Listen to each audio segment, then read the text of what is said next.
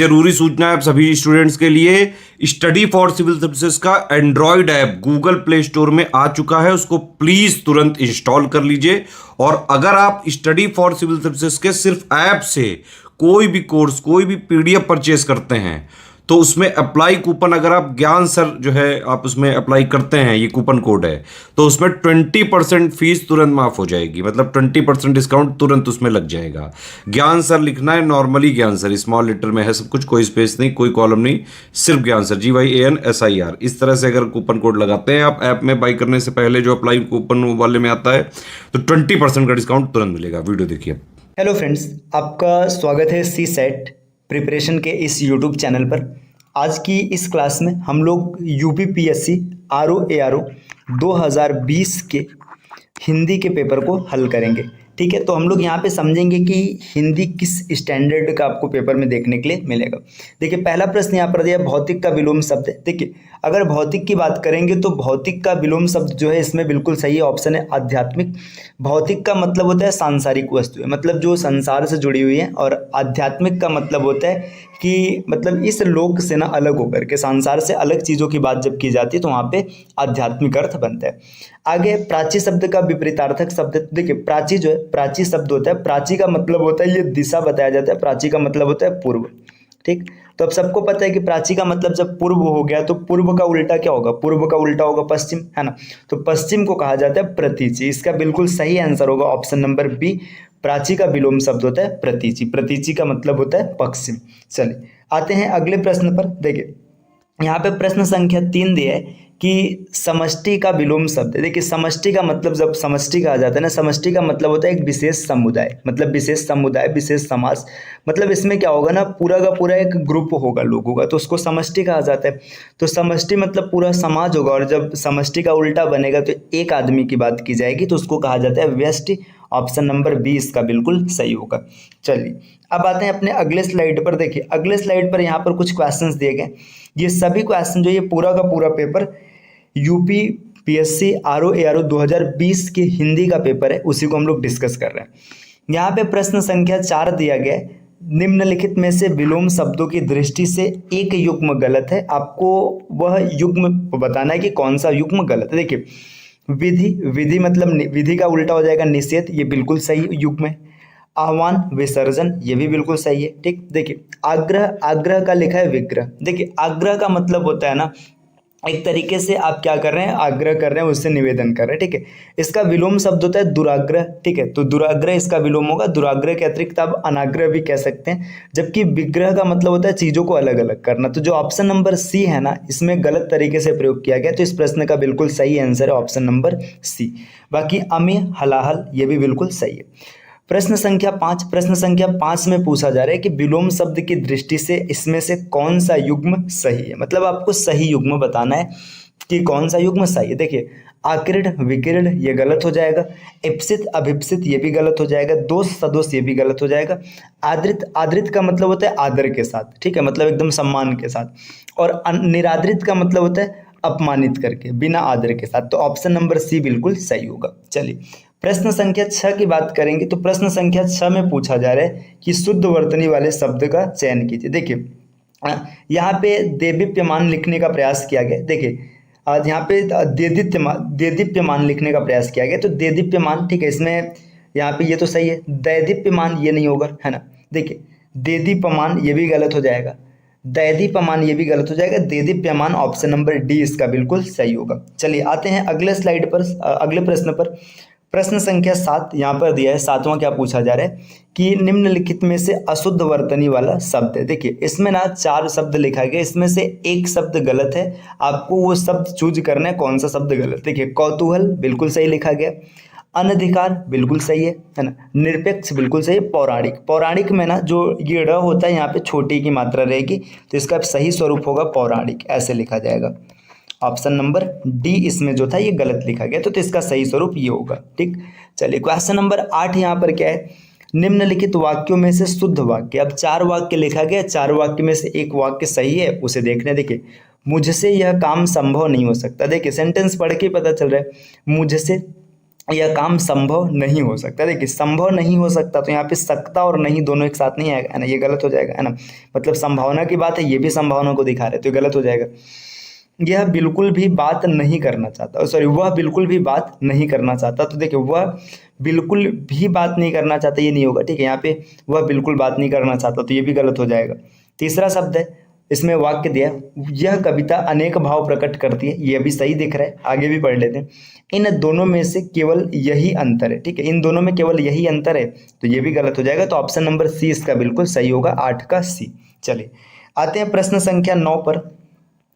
प्रश्न संख्या 9 क्या बोल रहा है यहाँ पर, निम्न में से एक वाक्य शुद्ध है, आपको वाक्य बताना है कि कौन सा वाक्य शुद्ध है। अब देखते हैं, देखिए इसके बावजूद भी हमसे हिंदी लिखने में बहुत भूल हो जाती है। देखिए इसके बावजूद भी हमसे हिंदी लिखने में बहुत भूल हो जाती है, इसके बावजूद भी हमसे हिंदी लिखने में बहुत भूलें हो जाती हैं, इसके बावजूद भी हम लोगों से हिंदी लिखने में बहुत भूल हो जाती है, इसके बावजूद हम लोगों से हिंदी लिखने में बहुत भूलें हो जाती हैं, ठीक। तो अब आपको देखना है इसमें से कौन सा वाक्य शुद्ध है। अगर आप इन सभी को देखेंगे तो इसका बिल्कुल सही आंसर लग रहा है, इसके बावजूद मतलब ये सही है, हम लोगों से ये भी सही, हिंदी लिखने में बहुत सी भूलें हो जाती है। देखिए यहाँ पे बहुवचन है तो भूलें होगा, तो ऑप्शन डी इसका बिल्कुल सही होगा।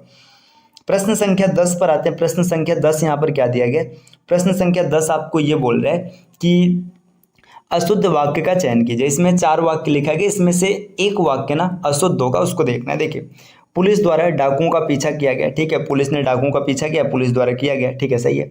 देश की वर्तमान मौजूदा हालात ठीक नहीं है, ठीक है। देखिए देश की वर्तमान मौजूदा हालात, ठीक है। अब यहाँ पे या तो वर्तमान हालात बोला जाए या तो मौजूदा हालात बोला जाए, दोनों में से एक नहीं बोला जाएगा, तो ये वाक्य गलत हो जाएगा। ऑप्शन नंबर 20 का बिल्कुल सही होगा। मैं पुस्तकालय में नित्य समय पर पहुँचता हूँ, सही है, तुम चिंता न करो, मैं कोई ना कोई रास्ता निकाल लूंगा, ये भी बिल्कुल सही है, ठीक। अगला क्वेश्चन देखिए, क्वेश्चन नंबर 11 क्या है, क्वेश्चन नंबर 11 बोला जा रहा है यहाँ पे, परंपरा से चली आ रही बात के लिए प्रयुक्त होने वाले शब्दों को क्या कहते हैं। अगर कोई चीज़ परंपरा से चली आ रही है तो उसको अनुश्रुति कहा जाता है, इसका ऑप्शन नंबर डी बिल्कुल सही हो जाएगा। जिसके पास कुछ न हो उसके लिए क्या होता है, तो अकिंचन, अकिंचन मतलब जिसके पास कुछ भी नहीं है, ऑप्शन नंबर बी। स्वेद से उत्पन्न होने वाला, अब देखो जो चीज़ स्वेद से उत्पन्न होता है उसको स्वेदज कहते हैं। देखिए ज का मतलब होता है से उत्पन्न हुआ, स्वेद मतलब स्वेदज, ऑप्शन नंबर ए हो जाएगा। अंडज मतलब अंडे से उत्पन्न होने वाला, है ना, पिंडज मतलब पिंड से उत्पन्न होने वाला। चलिए अब आते हैं क्वेश्चन नंबर नेक्स्ट पर 14 पर। 14 में क्या दिया है, क्वेश्चन नंबर 14 ये बोला जा रहा है कि अपरिणित शब्द में निम्न अपरिणित शब्द निम्नलिखित में से किस वाक्यांश के लिए प्रयुक्त होता है। तो अपरिणित की बात कर रहा है और पूछा जा रहा है किसके लिए प्रयुक्त होता है। देखो परिणित का मतलब होता है शादी, है ना, मतलब विवाह हुआ, तो अपरिणित का मतलब जिसका विवाह नहीं हुआ है, ऑप्शन नंबर बी इसका बिल्कुल सही हो जाएगा। अपरिणित मतलब जिसका विवाह नहीं हुआ है। चलिए आते हैं अगले प्रश्न पर। अगला प्रश्न आपके सामने क्या है, देखिए यहाँ पे प्रश्न संख्या 15 है ना। प्रश्न संख्या 15 में क्या है, निम्न में से किस वाक्यांश के लिए दुर्निवार शब्द प्रयुक्त होता है। तो देखिए दुर्निवार की अगर बात करेंगे तो दुर्निवार का मतलब होता है जिसका मतलब जिसे दूर न किया जा सके, मतलब जिसका निवारण नहीं है, जिसे दूर नहीं किया जा सकता है, उसी को दुर्निवार कहते हैं। तो जिसे दूर करना कठिन है, जिसे दूर करने में समस्या होती है, ऑप्शन नंबर ए इसका बिल्कुल सही हो जाएगा, ठीक। चलिए आते हैं अगला, निम्नलिखित में से तत्सम शब्द है। देखिए तत्सम का मतलब वो होता है कि कोई भी शब्द जो संस्कृत से सीधा का सीधा हिंदी में है उसको तत्सम शब्द कहते हैं, और जो संस्कृत से ना आकर के उसका रूप बदलते हुए किसी अन्य माध्यम से आया हुआ है उसको तद्भव कहते हैं। तो यहाँ पे आपसे प्रश्न पूछा जा रहा है कि निम्नलिखित में से तत्सम शब्द कौन है। तो अगर तत्सम की बात करेंगे, देखिए दही, ठीक है, गयंद, गाहक, ठीक है, ये सब आपके तद्भव हैं। इसका सही ऑप्शन होगा जीर्ण। जीर्ण जो है ना ये एक तरीके से तत्सम शब्द है। अगहन का तत्सम रूप कौन सा होगा, अगर अगहन की बात करेंगे तो अगहन का तत्सम रूप होता है अग्रहायन। अग्रहायन ऑप्शन नंबर ए इसका बिल्कुल सही होगा। चलिए प्रश्न संख्या 17 के बाद आते हैं प्रश्न संख्या 18 पर, है ना। 18 यहाँ पर प्रश्न पूछा जा रहा है कि निम्नलिखित में से तद्भव शब्द है। तद्भव मतलब क्या होता है कि जो संस्कृत से बदल करके हिंदी में है, मतलब डायरेक्ट संस्कृत से नहीं है। देखिए चतुर्दश है ना, ये 14 को कहते हैं, ये आपका तत्सम शब्द है। चतुर्थ और चत्वार ये दोनों 4 होता है ना, 14 ये आपका तद्भव शब्द होगा, ऑप्शन नंबर सी। आभ्यंतर का तद्भव शब्द है, तो देखिए आभ्यंतर का तद्भव पूछा जा रहा है, तो आभ्यंतर मतलब होता है भीतर की ओर, ठीक। तो इसका सही ऑप्शन हो जाएगा ऑप्शन नंबर 19 का बी बनेगा, भीतर की ओर। चलिए करपट, करपट का तद्भव रूप है, तो करपट कपड़े को कहा जाता है, तो इसमें बिल्कुल सही आंसर है ऑप्शन नंबर डी, कपड़ा। चलिए क्वेश्चन नंबर 21 पर आते हैं। प्रश्न संख्या 21 क्या है, देखिए, वह बहुत खाता है, इस शब्द में आपसे पूछा जा रहा है, मतलब इस वाक्य में बहुत शब्द किस प्रकार का विशेषण है। देखिए अब यहाँ पे बहुत की बात कर रहे हैं, है ना। अब बहुत मतलब कितना, कुछ नहीं पता चल रहा है ना, कुछ डेटा पता चल रहा है, बहुत मतलब ऐसा निश्चित तो कुछ नहीं, मतलब बहुत में कितना आएगा नहीं पता है ना। अब यहाँ पे संख्या के बारे में भी नहीं पता चल रहा है, तुलना की बात नहीं है। बहुत का मतलब अनिश्चित परिमाणवाचक है ना, मतलब अनिश्चित है। परिमाण के बारे में बताया जा रहा है, लेकिन परिमाण कितना है ये नहीं पता है। चलिए आते हैं प्रश्न संख्या 22, है ना। प्रश्न संख्या 22 क्या पूछ रहा है, देखिए अगर हम लोग 22 को देखेंगे तो इसमें पूछा जा रहा है, निम्नलिखित वाक्यों में से वह वाक्य चुनिए जिसमें गुणवाचक विशेषण का प्रयोग किया गया है। तो अब कौन सा ऐसा वाक्य है जिसमें गुणवाचक विशेषण का प्रयोग किया गया। गुणवाचक मतलब गुण बताएगा। देखिए वह नटखट बालक संगीत नहीं सुन रहा है। देखिए यहाँ पे बालक नटखट है ना, वहाँ बहुत से पक्षी उड़ रहे हैं, है ना, ये तो होगा नहीं, है ना।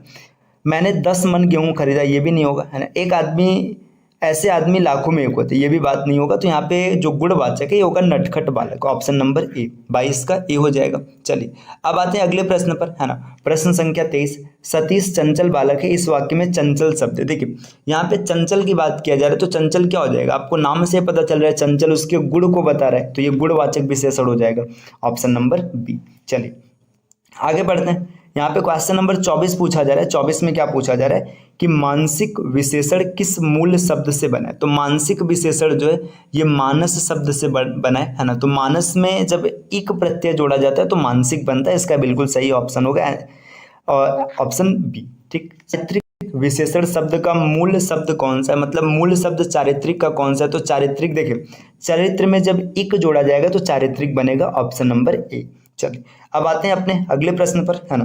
प्रश्न संख्या 25 के बाद देखिए प्रश्न संख्या 26 यहाँ पर है ना। देखिए ये रहा, मीमांसा शब्द का सही पर्यायवाची है। तो देखिए मीमांसा की अगर बात करेंगे तो मीमांसा का मतलब होता है आलोचना, आलोचना करना किसी का, किसी चीज की समीक्षा करना, है ना। आप लोग भी समीक्षा अधिकारी बनेंगे तो समीक्षा करेंगे, है ना। समालोचन, तो इसका बिल्कुल सही आंसर हो जाएगा समालोचन, ऑप्शन नंबर सी, है ना। चलिए अब आते हैं अगले प्रश्न पर। बिजली का पर्यायवाची शब्द है, देखिए बिजली, दामिनी, सौदामिनी, चपला, चंचला, है ना, ये सब होता है, तो इसमें हो जाएगा ऑप्शन नंबर बी। निम्नलिखित में से कौन सा शब्द लक्ष्मी का पर्यायवाची नहीं। देखिए इसमें रमा लक्ष्मी का पर्यायवाची होता है, इंदिरा भी होता है, कमला भी होता है। तो जो भारती शब्द है ना, भारती, ये लक्ष्मी का पर्यायवाची नहीं है। भारती शब्द होता है सरस्वती का पर्यायवाची। चलिए आते हैं अगले प्रश्न पर। प्रश्न संख्या 29। प्रश्न संख्या 29 में पूछा गया कि निम्नलिखित में से कौन सा शब्द कपड़ा का पर्यायवाची नहीं है। तो आपको ये बताना है कि कपड़ा का पर्यायवाची कौन सा नहीं होगा। देखिए वस्त्र मतलब कपड़ा होता है, पट मतलब भी कपड़ा होता है, वसन मतलब भी कपड़ा होता है, तो वासन इसका बिल्कुल सही आंसर हो जाएगा, वासन कपड़े का पर्यायवाची नहीं है। निम्नलिखित में से कौन सा शब्द मेघ का पर्यायवाची नहीं। देखिए मेघ की बात करेंगे तो मेघ का मतलब होता है बादल, है ना। पयोधर, वारीधर, जलधर, ये तीनों ना बादल के पर्यायवाची होते हैं, तो इसमें सही ऑप्शन हो जाएगा दामोदर। दामोदर मेघ का पर्यायवाची नहीं है। चलिए आते हैं प्रश्न संख्या 31 पर, है ना।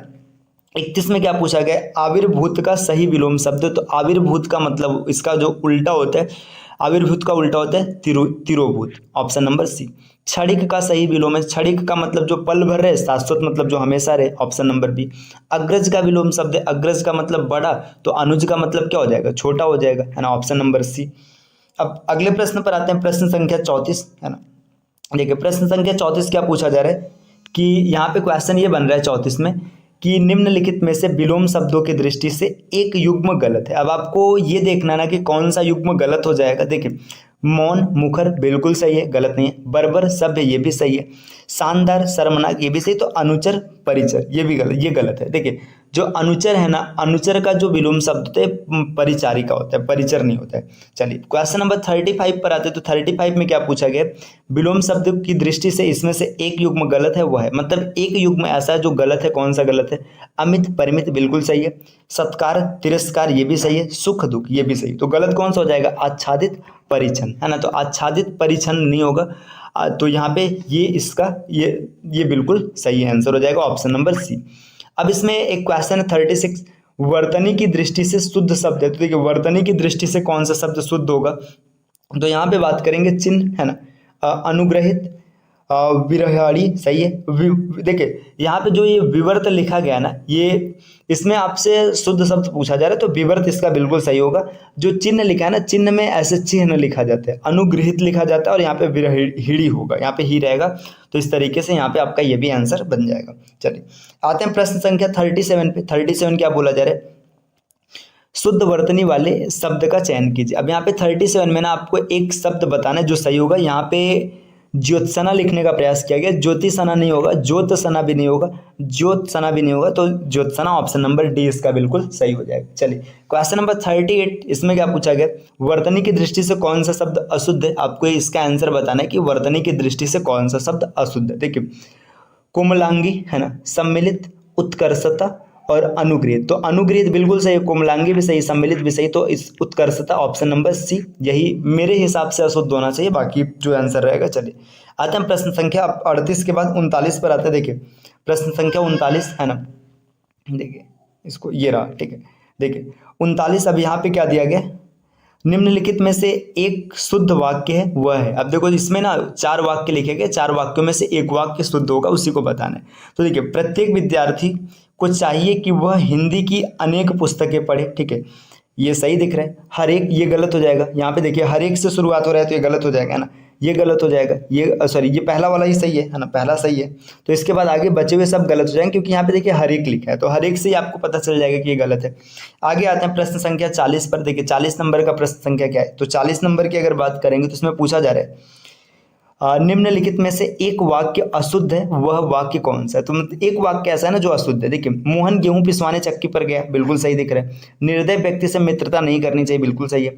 उसके घर के पास एक मिठाई की दुकान है ना, देखिए उसके घर के पास एक मिठाई की दुकान है। अब यहाँ पे इसमें आपको अशुद्धि दिख रही है ना, तो ये आपका ऑप्शन नंबर सी इसमें बिल्कुल सही आएगा।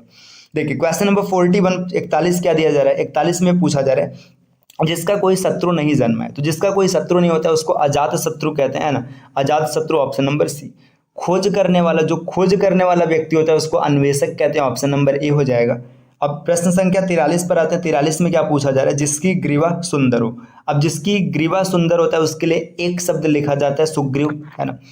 जिसका अनुभव इंद्रियों द्वारा न हो सके, है ना, जिसका अनुभव आप इंद्रियों से नहीं कर सकते उसके लिए कहा जाता है अतीन्द्रिय, है ना। अब आते हैं अगले प्रश्न पर। प्रश्न संख्या 45 है, वाक्यांशों और उनके लिए प्रयुक्त शब्दों में निम्नलिखित युग्मों में कौन सा युग्म सही है, आपको ये बताना है। चलिए देखते हैं। जो स्त्री अभिनय करे, है ना, अभिनेता, तो ये अभिनेता तो पुरुष हो जाएगा, गलत हो जाएगा, है ना। यहाँ पे स्त्री की बात किया जा रहा है ना। जो व्याकरण जानता हो, व्याकरणिक, ये भी गलत हो जाएगा। आंखों से परे अप्रत्यक्ष होता है, लौट कर आया हुआ प्रत्यागत, ऑप्शन नंबर डी इसका बिल्कुल सही होगा। प्रश्न संख्या 46 में क्या पूछा जा रहा है, 46 में पूछा जा रहा है आपसे, देखिए अब यहाँ पे निम्न में से कौन सा शब्द तत्सम है। तत्सम का मतलब सीधा का सीधा संस्कृत से उठाकर रखा गया, तो जो इसका बिल्कुल सही ऑप्शन है, देखिए उछा, उजला, उल्लू, ओष्ठ, इसका बिल्कुल सही होगा, ऑप्शन नंबर डी। परिवा का तत्सम रूप है, मतलब तत्सम प्ररूप क्या होगा, तो परिवा का मतलब होगा प्रतिपदा, ऑप्शन नंबर सी 47, है ना। तत्सम तद्भव का जोड़ा। अभी 48 नंबर का क्वेश्चन क्या बनेगा, इसका आंसर आप कमेंट कीजिएगा, है ना। 48 नंबर के बाद और भी आगे बढ़ते हैं ना, ये 49, इसको भी आप कमेंट कीजिएगा। चलिए आते हैं इधर, है ना, 50 नंबर के क्वेश्चन पे। कपित का तद्भव रूप है, तो देखिए तत्सम तद्भव, इसमें से आपको इसका आंसर कमेंट करना। चलिए क्वेश्चन नंबर 51 पर आते हैं। अब इसमें पूछा जा रहा है निम्नलिखित शब्दों में से कौन सा गुणवाचक विशेषण है। अब आपको गुणवाचक विशेषण बताना है, तो गुण बताने के लिए देखिए 5वां, ये तो क्रम को बताएगा, ये संख्या को बताएगा, या निश्चय है तो गुणवाचक हो जाएगा, उचित option number A. Question number 52 है ना, 52 में पूछा जा रहा है निम्नलिखित में से कौन सा शब्द विशेषण, कौन सा विशेषण संज्ञा से नहीं बना है ना। अब कौन सा विशेषण ऐसा जो संज्ञा से नहीं बना है, तो अगर बात करेंगे इसमें कौन सा ऐसा, देखिए श्रीमान, ठीक है, ये तो संज्ञा ही दिख रहा है। दान से दानी बन जाएगा, चमक से चमकीला बन जाएगा, सुंदर, ऑप्शन नंबर सी, ठीक। तो देखिए ये इस तरीके का पेपर कुछ हम लोगों को हिंदी में देखने के लिए मिला था। देखिए ये प्रश्न संख्या 53 है, इसको देख लीजिएगा। ये 54 प्रश्न संख्या है, 55 हो गया, 56 है ना, 57, 58, 59 और यहाँ पे 60, है ना। तो देखिए आरओ में हिंदी के कुल 60 प्रश्न आते हैं, तो ये 60 प्रश्न रहे, आप इसको देख लीजिए आराम से, है ना। अगर आप आरओ एग्जाम की कंप्लीट तैयारी करना चाहते हैं तो आप अभी इंस्टॉल कीजिए study for civil services application.